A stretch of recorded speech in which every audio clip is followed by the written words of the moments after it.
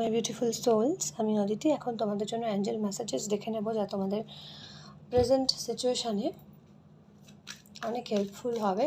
Angeles ভীষণ helpful হয় আমাদের সবার জীবনেই, সবসময় প্রোটেকশান দিয়ে থাকেন তারা। সো প্লিজ অ্যাঞ্জেলস, আমার বন্ধুদের জন্য তুমি কী মেসেজ বা মেসেজেস রাখছো?